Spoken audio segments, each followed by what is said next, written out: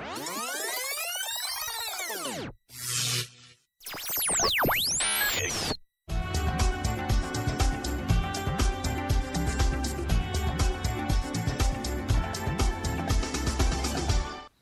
there, my name's Mel Ashworth and welcome to Coffee with the Councillor. I'd like to introduce Bob Bateman. Hello, welcome, Mel. Bob. Thank you. Hello. How are you? I'm fine, thank you. Good, good. Which party are you with, Bob? The Western-super-Mare Labour Party. The Labour Party, Yeah. okay. And which area do you represent? I represent the Western-super-Mare South, Yeah.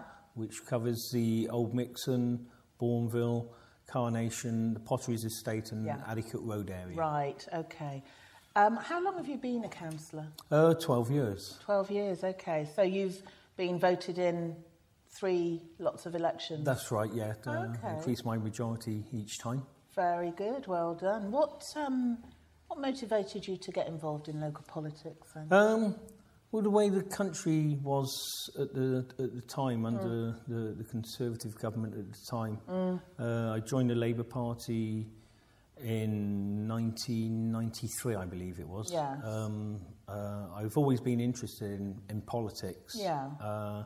Since I left school, I went into engineering and was involved in the trade union movement virtually since I left school. Right. Which school did you go to? Well, I moved down here in 1966 when I was 10 years old. From where? From London. From London. I went to what is now called Hillside School in Whirl, and then the school up Spring Hill, which at the time was called the Whirl Secondary Modern School. St Martin's, as it is Yeah, now. that's right, yeah. Okay. Left school and went into engineering, and been doing engineering for most of my working life up until about the last 3 years, and I now work up Bristol Airport for Checker Cars taxi driver. So how did getting involved in the union influence you to get involved in local politics then? What bridged that gap? What bridged it? Well, as a trade union, as a shop steward, you're working with people. You're like a go-between between the people on the shop floor and management. And you see both sides of the coin. And it was mainly through the trade union movement I got involved in politics because I could see way things were going. People were being treated extremely unfairly at the time. This is when Thatcher was in power. power. Yes. I became unemployed 3 times while she was in, and that actually made me join the Labour Party after seeing a speech from John Prescott. Yes. And the following day in the national newspaper there was a thing to join the Labour Party, and I joined in 1993. Yeah. And you haven't looked back? No. Wow, okay. I really enjoyed it. Yes. Have you ever met John Prescott? No, I've seen him, but I never actually met him. I just met out Tony of Blair. Yeah. You've met Tony Blair? Yeah. I don't know Excuse if me. that was good or bad. Quickly moving on. Yeah. So you were from London originally, came down to Western, went into engineering. What changes have you seen in local government that maybe sorry, I'm waffling now, Bob. Yeah.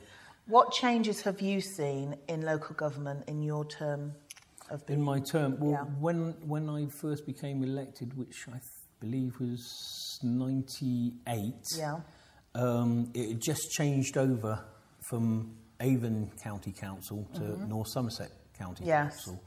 And Avon was far too big. It was all centred around Bristol, and Western was like a satellite thing. Wasn't good. But since then, it's become more local. Within North Somerset and Western Supermare. You got more more control over things now than before. Of local issues. Yeah. Okay. What do you think makes a good councillor, in your opinion? Someone that is prepared to listen, worked hard for their constituents that elected them, and when you see things that are going wrong, in your opinion, are going wrong, to stand up and say, no, this is wrong, and put across your point of view. Okay. What are your thoughts on this snow dome that they're building out at Locking. Have you? I think that would be absolutely ideal if it goes ahead. It'll certainly be a great tourist attraction for Weston-super-Mare in particular, and North Somerset, but mainly sort of Weston-super-Mare. I think it'd be great if it actually does happen. Because it's going to have one of the biggest climbing walls in Europe, yeah, in the world. That's right. Yeah, I think, and the ski slope is, I think it's 70 metres long or something. Will you go on it? Probably not. I've done a parachute jump, but I haven't. Very good. Charity, but I haven't. Yes. I've never gone skiing. It's never really appealed to me. I don't like the cold. What are your hobbies, actually? My hobbies, at the moment, I haven't had much time for hobbying because I'm self-employed. I'm usually quite busy all the time. Yeah. But I used to, when I had time, I used to love doing gardening. Yes. I spend hours out in the garden. Yeah. But I'm afraid that's gone by the way now, so I don't your get much wife has time. to do it, I presume? No, we actually changed it and took the garden away. Actually, Oh, really? And built a big shed in there on the garden instead. Okay. You must get a lot of support from your wife, surely. Oh yes, so busy you've got to be. If you're in politics, any level of local government or even outside it, within the party, it's a lot of time and a lot of hard work. Yeah, you have plenty of support. And Josie, I've been married to Josie now for 23 years. Wow. And she's very supportive, and she's also involved as well. Right, great.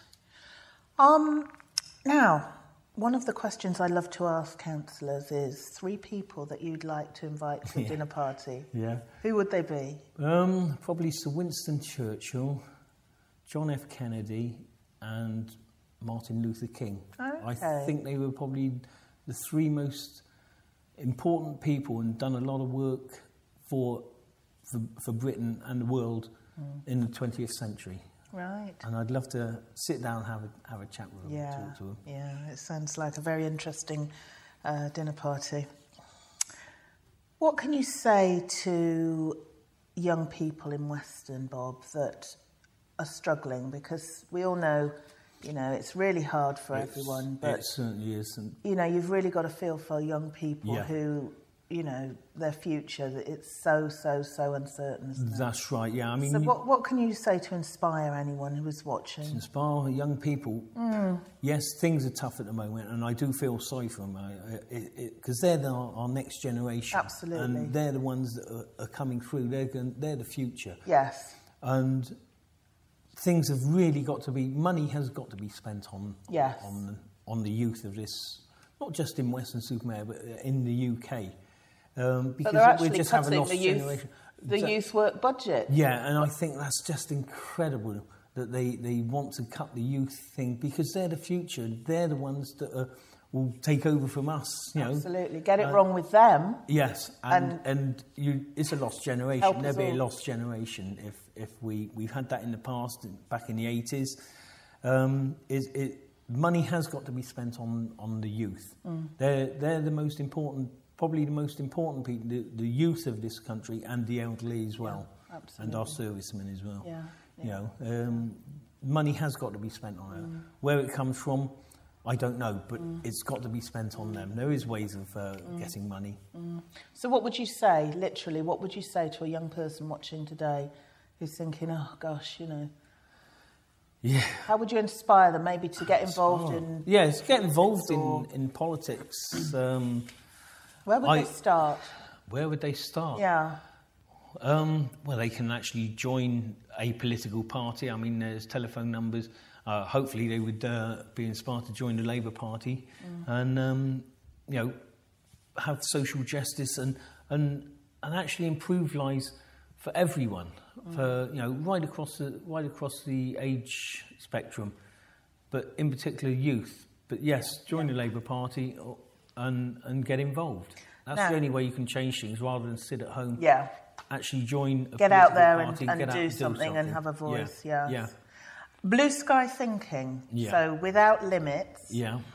What, if anything, would you love to put in place in Weston for... In Weston? Well, I mean, the residents. I mean, there's a big thing with the Tropicana. I mean, we need a new swimming pool on the front, well, we need a new swimming pool in Weston-super-Mare, whether it's the Tropicana or elsewhere. We do need a swimming pool in Weston.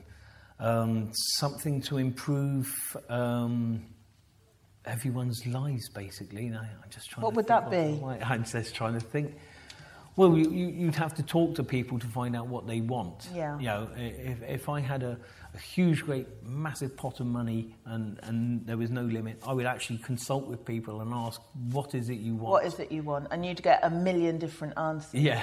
But you know what? The times are tough, and it's a known fact. It's proven that things like flower beds, which you could laugh and go, flower beds, but things that are beautiful, artwork, great music, all of that makes people actually feel happier. Yeah, that's right. And that's what people need, isn't it? Yeah, it is. Yeah, and I'm into music myself. What sort of music do you like? All sorts of music, apart from probably opera, but all sorts of music I like. I when I get time, there's a local group that I go and see. Yeah, who's that?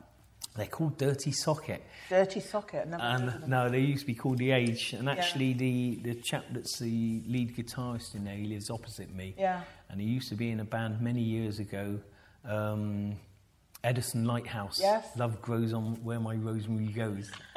You quite often see him on Top of the Pops too, and it's quite good. Yeah. But it makes you feel better, doesn't it? That's right. Yeah. They are a really good group. Yeah. So maybe your blue sky thinking could be more live music. More live music, music festival, that would be nice. That sounds good Something to me. to rival Glastonbury. That sounds good to me. It's been a pleasure meeting you. Thank you so much for coming in. Thank you. And that's it from Coffee with a Councillor. Once again, thank you so much for tuning in. And join us next time. Thank you. Bye-bye.